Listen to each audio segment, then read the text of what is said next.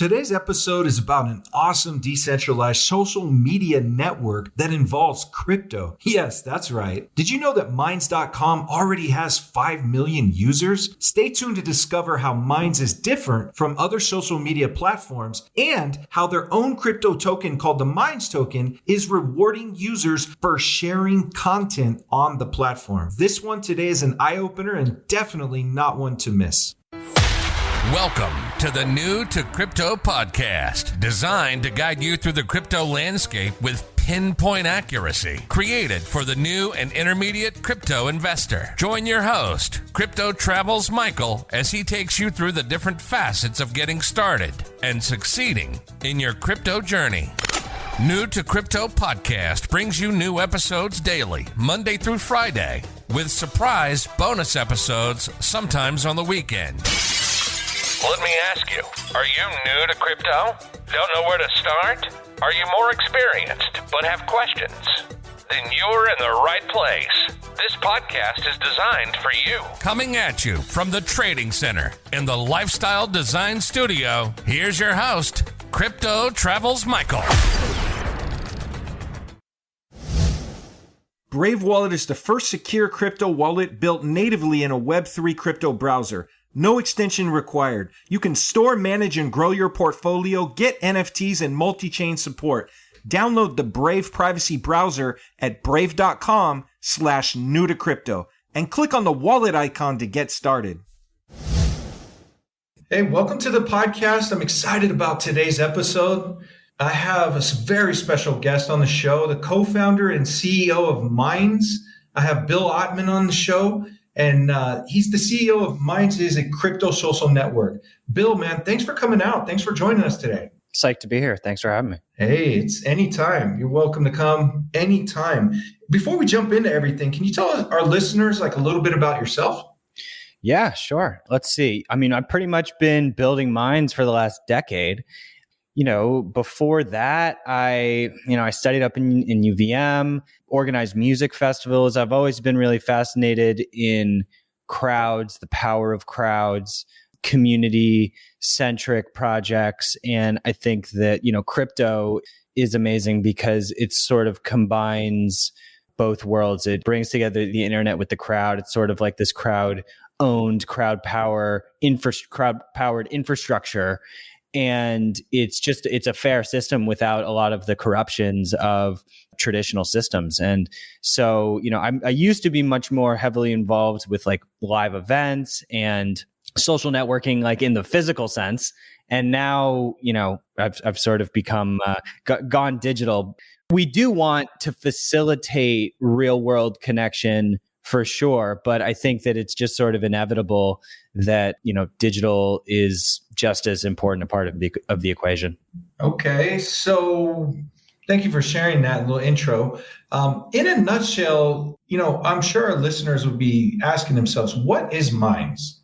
Yeah, so we're a crypto social networking app. I mean, the app feels similar to other social apps that you use, Twitter, Facebook, YouTube, Instagram. However, we basically invert the model. So the UX is quite similar. The difference being that you have a wallet associated with your account. You're earning crypto for all of your contributions. We harness Ethereum, and the Minds token is on the Ethereum network. We reward tokens for contributions of content, for providing liquidity, and the token is pegged to views. So you can actually use the token to boost your content. One token right now is worth 1,000 views.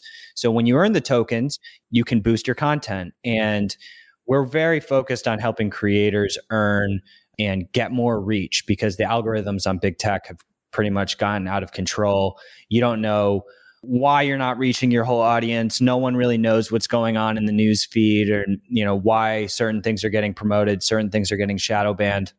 So So we're very much focused on privacy. Our messenger is end-to-end encrypted. We don't even want access to people's personal information, personal conversations. It's pretty crazy that, we accept the fact that Facebook and Twitter and Google they literally are scanning everybody's conversations, targeting us with ads. And so, privacy, transparency, everything we do is fully open source. None of big tech is open source. That transparency is a really core tenet of crypto and just, digital rights in general. And then on top of that, there's, the whole monetization element. And I think that, at the end of the day, people are getting exploited on big tech. I'm not saying that there's no value in any big tech. I think that they've obviously, created some really great products, but they're also terrifying. So we need to make sure that we're building up more ethical alternatives that are actually powered by the community and have the users coming first. Interesting. So based on, you just touched on privacy just for a moment. So I want to segue into, why is privacy important and how does Minds help solve this? Yeah, I think that privacy should be the default just because you just never know. And it's not that you have anything to hide necessarily. Snowden has a great quote, just because, you still want freedom of speech, even if you don't have anything that you necessarily want to say. And you should still want privacy, even if you don't have anything to hide. These are just fundamental rights that we know throughout history are really essential for human liberty. So, I think that there's plenty of places to not be private. Look what we're doing right now. We're broadcasting a conversation. Our lives are inevitably becoming more transparent, but I still think that we need to keep everyone safe in terms of, hackers, just people. Look, no one should have to justify the right to privacy. And when you create a backdoor through encryption, if the NSA, for instance, is advocating this, what they don't realize, and what many of them do realize, is that you create a backdoor to one device, you're creating a backdoor into your own device. The NSA is actually making itself less secure by compromising encryption. When you start making backdoors, even though it could be argued, hey, we need to protect national security and spy on all these people so we can catch terrorists, you could turn that argument around and say, no. We need to protect national security by making sure that our devices cannot get compromised by, the backdoors that we created. Mm-hmm. Okay. Interesting. I definitely agree with you. Privacy is an inherent human right, and nobody should have to justify why they want to have privacy. And to be honest, a lot of people, everyone I know in crypto, privacy and sovereignty are, important, and freedom are important to them. And maybe that's one of those things that navigates some of us to crypto.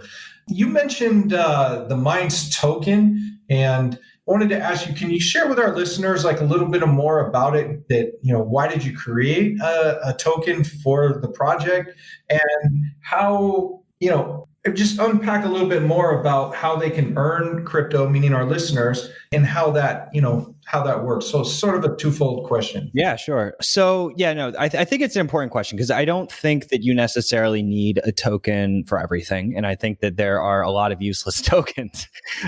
That being said, when you're a part of a community, social network, for instance, and you're contributing value, it's very useful to have a token to quantify that value that the users brought to the network. And to be able to create sort of a microeconomy and create a token and reward those tokens, and then those tokens can be used to access, basically eyeballs on the network. That to me is sort of a really elegant loop. Now, we also do rev shares with cash. We have Minds Plus, which is a product to access premium content, but we take 25% of the Minds Plus revenue and actually proportionally share it with the creators who post content into Minds Plus. So for us, it's all about just sharing our resources with the community who is helping us exist. So we share the token, and that gives you literally ownership of our ad space. like, in big tech land, Facebook, it's all a surveillance machine, and they're using the ad space against you. We're literally giving the ad space, the promotional real estate, to the community who is helping us exist. Now, it's why not use Bitcoin or ETH instead of creating your own token? Well, I'm actually all for rewarding Bitcoin and ETH for different purposes, but for it wouldn't make sense for us to just like drain our treasury of Bitcoin and for the purpose of the types of rewards that we're doing on a daily basis, just because, the value is getting generated, and it's just nice to have an asset that sort of was generated alongside that. And, I will say, like, people do try to, farm our tokens. Like, you have like this sort of inauthentic activity. And like there are groups from, Nigeria and Turkey, and they'll start these rings, and they'll, vote on each other's stuff because they can earn tokens. And, we have some really great tools to prevent that, so that they're no longer getting rewarded. But the point being, we wouldn't want Bitcoin and Ethereum to be going to those people. Like, Sybil resistance is really important. And, so arguably you would even force people who are earning to put up some assets to stake, so that if they misbehave, then they're actually going to lose that staked asset. Because, you should have to put up something. Arguably, we're not doing this yet, but I think, generally speaking, like, even look at ETH's model, like, people don't necessarily spam Ethereum because the cost benefit isn't really there. You have to pay these gas fees, and then additionally, for the liquidity rewards that we do, if you stake into the Minds ETH pair and Uniswap, we are giving you free advertising proportional to your share of the liquidity pool. So there's actually this featured ad spot on the top of the newsfeed on Minds.com. And so if you have 1% of the Minds ETH pool, your page is going to rotate in that slot 1% of the time. And that's all free on top of the liquidity rewards. And because we believe that the community, people who are helping the ecosystem exist, deserve to be rewarded for that participation. Man, that's awesome. That's man, I really like that. That's the fact that you're rewarding your users, for contributing is it's an awesome thing. By the way, a little side note, this show has actually been number one in Nigeria on Apple.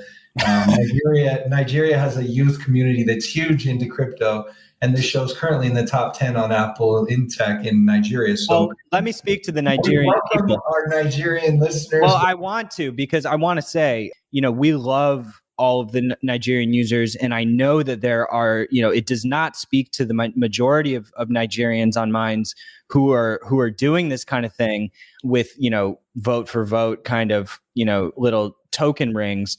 And we're doing everything we can to solve this issue. It's not just Nigeria. I mean, there's people in every country, all over the world, all over the world trying to do this. And I think it's actually amazing what's happening in Nigeria in terms of crypto. I think it's one of the most rapidly emerging markets on the planet. Yeah, it's an explosion. They love crypto in Nigeria. So let me ask you, you mentioned Minds Plus. So submitting content to Minds Plus and earning a share of revenue. Where did you and your team come up with this concept? Because I think it's awesome. Man, it makes me want to use it over any other platform, Yeah, I mean, we need a sustainable business model. And, when you're a social network, you sort of look at what are the options out there. I mean, we're not against advertising, but we're certainly not going to spy on our users and in order to maximize revenue. We don't want to be reliant on advertising revenue for our business. We want to, and I think membership models are much more sustainable long term. So, ultimately, our users actually also have the ability to set up membership tiers similar to on, Patreon and I think super follows on Twitter and, memberships on YouTube. So we do have that ability. But what Minds Plus is really not everybody has a big audience. A lot of people just have a small audience, but they're, might be a really interesting creator and they want to tap into a revenue pool. So Minds Plus, we have thousands of members of Minds Plus. So what that enables is someone who's not even a big creator to just pop in And if they post some really popular content into that exclusive feed, they're going to see some rev share. And because we're taking a share of our company's revenue and sharing it with everyone, regardless of how big your audience is. So, individual memberships for creators, like, I'm sure that you know about this. You're starting a media company, and building up a big following on your own is not easy.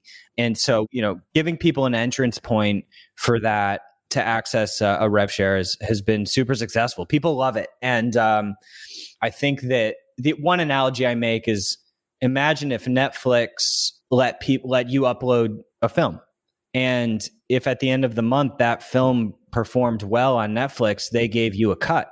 I mean, that's like, I think Netflix should do that. I actually want other companies to pick up on this model, because a lot of companies have like an exclusive content membership where you're paying to get content. Like, I mean, that's what Netflix is. Or, there's tons of projects that do that.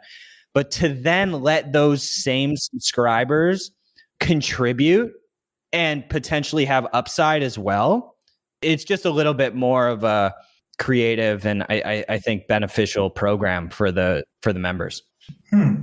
Interesting. No, I really like what the way you've laid it out, and the whole give back and reward. Let's talk about the tokenomics. I'm in I've seen in your white paper the total supply. You did a little rebasing there. Paint us a picture about all that. Yeah, so 250 million max supply. We ran the finish minting function, so no more tokens can ever be created, and only I think less than 10% have actually been rewarded so far. And so, those are sort of on a schedule. About 10,000 tokens a day are rewarded to the community in 3 different buckets. Half are going to the liquidity providers. So 5,000 tokens a day are getting distributed proportionally among the people in the Minds ETH liquidity pool. 10% are just going to holders, and the 40% are going for engagement rewards. And that's for upvotes on your content and whatnot. So that's the emission rate. Okay. And can these tokens only be earned, or can they be purchased? Is it on swaps? Is it on exchanges? Is there... They're on Uniswap. We have a integration directly with Uniswap, so that we have a backend integration so that we can track people's positions in that pool. And we don't pursue centralized exchanges. We're much more kind of pro decentralized tools. Sure. No, I can definitely appreciate that. Yeah. I see that you're improving Web3 experience, and you offer fiat to crypto on-ramp. Is that something? Yeah, we have an integration with Transact, which is also, I think, MetaMask also uses Transact for some of their fiat on-ramps. And so I think, you can get Minds tokens from them as well, but they're like a money services business. So they can handle that. Mm-hmm. Awesome. And tell us a little bit about the roadmap and what you have coming with Minds here in 2022. Yeah, I mean, we're doing a lot of layer 2 stuff right now. So we have integrations with both Polygon and Scale that are getting built out, and we're going to be doing more, I would imagine, probably Arbitrum and maybe some others for cheaper transaction fees. Definitely working on decentralized identity and decentralized content storage more. We do have an integration with Arweave right now, which is a decentralized content storage system, and that's an excellent project. We are also working on more of a federated, decentralized infrastructure generally, so that different nodes of Minds can talk to each other, and actually Minds would also be able to talk with federated social networks like Mastodon, Pleroma, and others in the ActivityPub network. Additionally, interoperating with other Web3 social networks. And so definitely working on a lot of the Web3 UX, improving that. Also expanding the utility of the token, increasing the ability to promote your content with the token potentially across other networks. And it's constant. The thing is, social networks are such beastly applications. I could just go down a list for hours. video. Everyone really wants us to do live streaming. People want, improvements on. We actually have two apps. We have Minds, and then we have Minds Chat. And so Minds Chat, they kind of are companion apps similar to like Facebook and Messenger. And we're actually using the Matrix protocol for Minds Chat, which is the end-to-end encrypted, decentralized messenger system. So you actually can talk to other nodes through Minds Chat now. And then more wallet functionality, probably supporting more assets in our tipping functionality for creators, continuing to evolve the rewards, improving the rewards. I don't know. I'm curious, like for you, what is it that is sort of like top on your list that you would want to see in a new social network?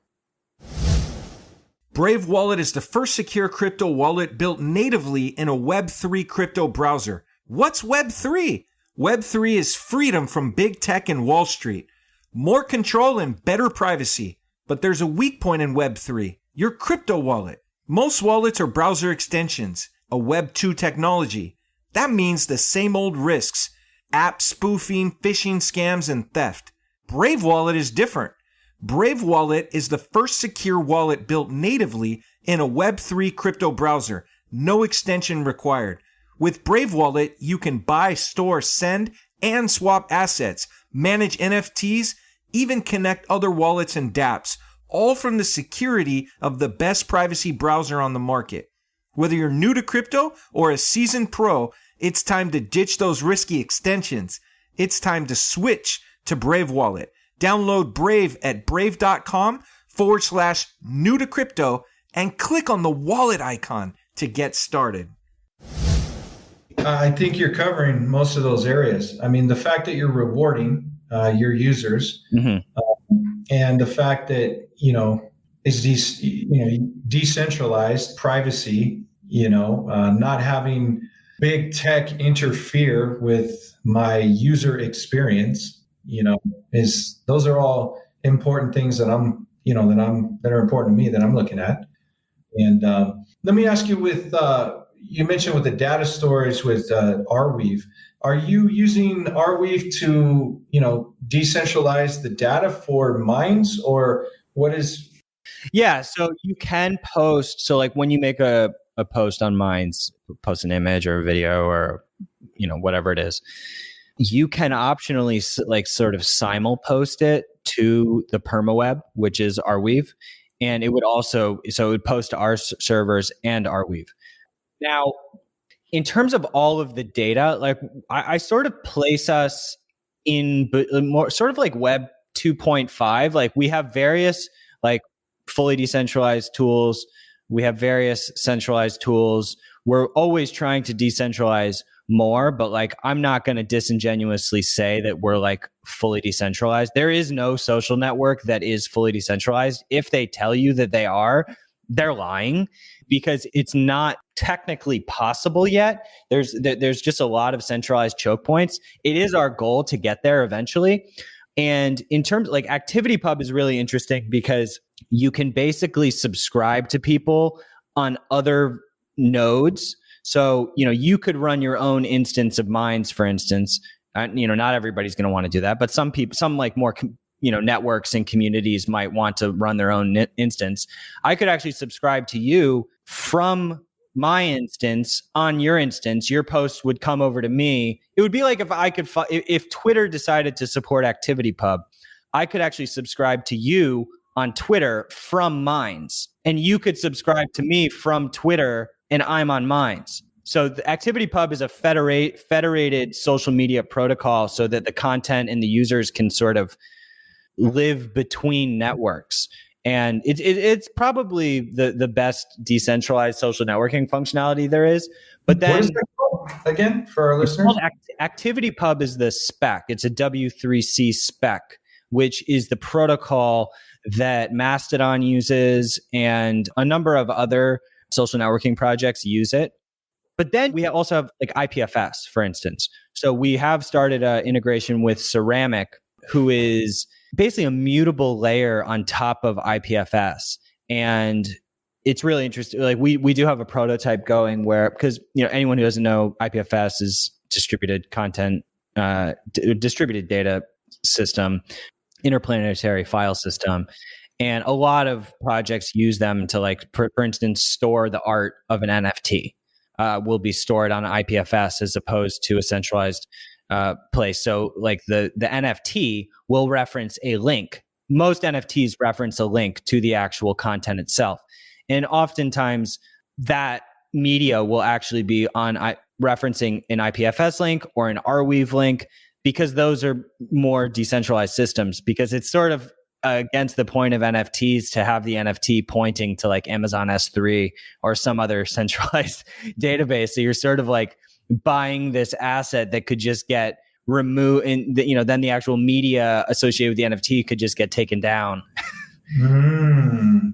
A lot of people don't realize that when they buy NFTs. Like, when you buy an NFT, you really need to be aware of where that media is hosted on the NFT. To be honest with you, I don't think most people know that answer.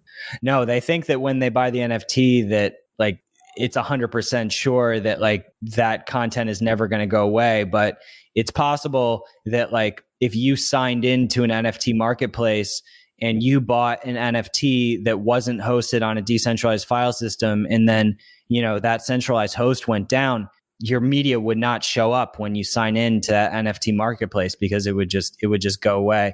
And this is part of the problem with, like, there's a lot of centralization that exists in the NFT world. I think that, like, we just saw with Twitter, actually. Twitter just rolled out the NFT avatar service, and then OpenSea, the API, like, went down. So, none of the NFT avatars on Twitter were showing up. And it was sort of like a joke. And it was really not a good move. Like, I don't know why Twitter's using OpenSea, because OpenSea is like quite centralized. They're also not open source. So, these are all the kinds of dorky things that I think about day after day, because, it's kind of looking under the hood of what's really going on all of these different networks. So going down that rabbit hole, now this is a question on everyone's mind listening. How can our listeners research or to determine where their NFT media is hosted on whatever marketplace or platform they're holding or acquiring their NFTs from? I think that when you look up the token, the reference should be there. And depending on the marketplace, I'm sure that they have docs about where they are hosting the media associated with the token. So I would just recommend, this is it's not an uncommon question. So I would definitely look into the docs about the, specific NFT marketplace that you're on. Or just look at the token itself and look at the metadata on the token. And usually you'll see like the reference link of where that token is actually pointing to. Okay. Awesome. Moving back into Minds, under Pro on your site about Minds, it says you can build your own website, like with subdomain. Can you unpack that because I know the listeners are going to go to today's episode blog post page, and they're going to venture over to your site, and before they have the question in their mind, maybe we can address that. Yeah, sure. This is in all honesty not been something that we have been pushing super hard, just because it is a very new product and it's very much like in beta. But with Pro, you can you get a subdomain. So most a regular user on Minds doesn't get a subdomain. You can also do a custom domain and point it to it. And we sort of have this much more customized front end that you can do on your Minds channel. And it looks much more like a website. So like, you won't see our branding on the top of the page. And it feels like it's more owned by the user. And the user has many more customization options. So if you're looking to, have more of like an independent brand page, it's an option, but it's also very much an early product. So I don't think that, to be honest, we've struggled with it a little bit as well, because, ultimately we're really doing a lot of research around I don't know. I mean, so where do you land on this? Like in terms of your website versus your social media channels, do you find yourself caring about your own website? Do you want to be focusing on that, or are you much more focused on, your social networks, or do you feel like it's a combination of both? That's a good question. I would say it depends who you are and what your need is, right? For this show, the website, WordPress, it's WordPress. The website is incredibly important. Depending on, for someone who doesn't have a website or maybe doesn't have a regular business, maybe social media. That's actually a great question. I actually am really interested in the fact that I could, build my own site or subdomain on Minds. That's why I asked the question. It's nice to know that the option is there, but I would say the answer is it depends, who the person is and what their needs are. Yeah, I agree with you. I think it's very contextual. The other benefit of Pro is that we do also take a share of our Pro revenue, and we actually reward Pro pages just for page views that they refer to the site. So that's like an extra monetization feature that you get with Minds Pro on top of the more custom website. But I think that we're sort of also realizing that, websites are just a beastly product, and we might have been ripping off more than we could chew in terms of, we're not really trying to compete with WordPress. I think that WordPress does a good job in their fully open source. And so we're kind of rethinking that aspect. I think the best feature of Pro is just getting paid for the page views that you're generating. Mm-hmm. Okay. Well, in closing, our listeners are probably asking, how can they get started with Minds? And I actually have a last question for you. Is Minds an app for phones only, or can it be used with web browsers on your desktop? Or is it for both, one or the other? It's both, yeah. So we've got Minds.com, which is our web app, and minds.com. And it's also on the app stores, both app stores. You can also download the app directly from us at minds.com/mobile. And we definitely believe in both worlds. I think, there's plenty of benefit in both. Sometimes I wish we only focused on one because it would be much less to maintain. But at the same time, to stay competitive, I think the reality is that, most competitive social networks are both web and mobile. But then again, look at something like Snapchat. I mean, they've stuck only with mobile, and that's been really successful. Same with TikTok, and Instagram even has limited functionality on web. So, it's huge decision when you plan to support a new platform. We started at the web and mobile came after. So, but I think things are inevitably moving more towards mobile. Everything is just more mobile. The better mobile UX you have, I think generally the more successful your app is going to be.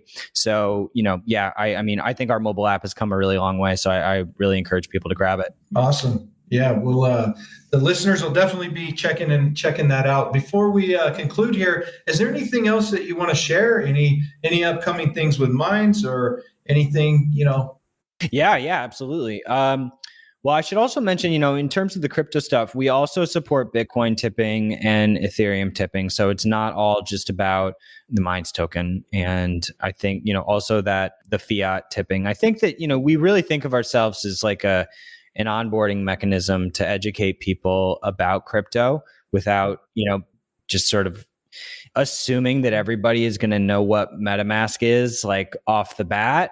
I think that the world really does need to get educated into this. And so we really try to make it as easy as possible for people. Otherwise, the thing that we probably haven't spoken enough about is kind of our approach to content. And we have a jury system for our moderation.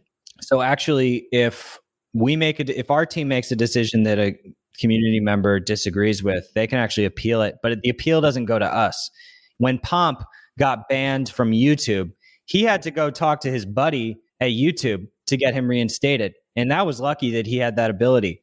We want our community to be able to appeal to the community. So if the community thinks we did something wrong, the community should decide. We need to engineer ourselves out of the positions of power. That's ultimately our goal. So we want to maximize free speech. And we also want the community to kind of have that curating power of the network. So I think that this is one of the huge differentiators. You know, there's so much crazy stuff going on these days with so much getting banned. I mean, if Pomp is getting banned from YouTube, do you realize how insane that is? There's nothing wrong with that. It's just a business show. There's nothing controversial about that. The fact that that's controversial should make everybody shake in their boots, not to mention that all of the quote unquote misinformation that they're banning people for, which later turned out to be true. Ultimately, big tech just doesn't care about the users first. They care about themselves first. And so I just encourage everyone, check it out, you know, vote with your attention on the internet, support, you know, crypto products, you know, not just mines, you know, browsers, all different apps, you know, just experimenting, playing around a little bit. You don't have to jump ship entirely from big tech, but the way that this movement is really going to grow, just checking into the app once in a while, you can't understand how much that impacts the success of these apps that are going to be building the future. So, you know, I know that we all get so busy and it's like, I can't, you know, I don't want to do another social network. I'm already doing Facebook and Twitter and YouTube. But at the end of the day, those apps are all the same. They don't care about you, and they are just not, you know, working in your best interest for your long-term success. So I think that's just the beauty of crypto. It's self-sovereign, and, you know, you earn the tokens on mines, and like, we can't take those away from you. You earned those. That's a beautiful thing. We don't want to have that ability. Well said. Well said. Bill, we thank you for coming out here and joining us for the episode. And I'm sure all the listeners are going to be checking out Minds. And I know it's a new concept for most of our listeners, you know, a crypto social media network. And we welcome you back on the show in the future, and to all the success with Minds. Thanks so much, Michael. Hopefully we'll get you on there and we can follow up and we'll boost the hell out of this episode and your other episodes. I would love to really get our community's eyeballs on all your content. We can talk about that next time. Absolutely. Michael's getting on it right away. So, all right. Cheers. Have a good one. And to all of our listeners, we thank you for listening. If you like today's episode, definitely like and subscribe to the podcast. Show your support. Thanks for tuning in to New to Crypto Podcast. If you like the episode, be sure to follow and subscribe. You can listen to every episode on all major platforms. Have an interest in being on the show or want advertising? Reach out at newtocrypto.io. Head over to our site, newtocrypto.io, to access the resources mentioned in each episode. Until next time, remember to navigate the crypto landscape with pinpoint accuracy.